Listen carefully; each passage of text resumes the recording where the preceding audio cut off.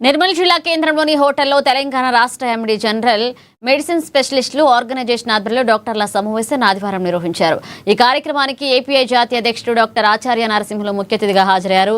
కొత్త వైద్య పద్ధతులపై సమావేశంలో చర్చించడంతో పాటుగా ఆరోగ్య విధానాలపై అవగాహన పెంచుకోవడానికి ఈ సభ ఎంతగానో దోహదపడుతుందని నరసింహులు అన్నారు.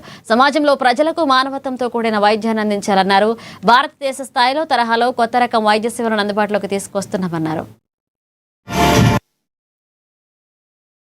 సంబంధించి హైపర్ టెన్షన్ మీద కానీ, డయాబెటీస్ మీద కానీ, హెచ్ఐవి మీద కానీ, లేకపోతే లివర్ జబ్బుల గురించి కానీ, వీటన్నిటి మీద కూడా అవేర్నెస్ కలుగజేస్తుంది.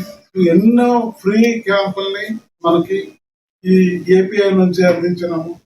సో ప్రజలకి అన్ని రకాలుగా సేవలు కానివ్వండి, పేషెంట్స్ కేర్ కానివ్వండి, లేకపోతే మనం అకాడమిక్గా అంటే డాక్టర్స్ని ట్రైన్ చేయడం కానివ్వండి, ఇప్పుడున్న రీసెంట్ అడ్వాన్సెస్ కానీ, సైంటిఫిక్ అడ్వాన్సెస్ తర్వాత మనం ఎప్పుడు చేసుకుంటాం.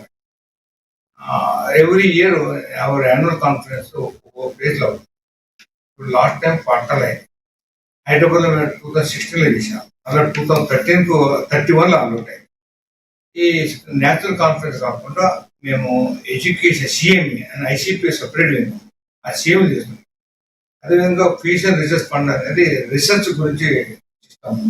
రిసెర్చ్ డాక్టర్ రాములు ఆయన తెలంగాణ ఫిజిషియన్స్ రిటర్న్ కాన్ఫరెన్స్ ఉమ్మడి ఆదిలాబాద్ జిల్లాలోనే మొదటిసారిగా నిర్వహించబడుతున్నది.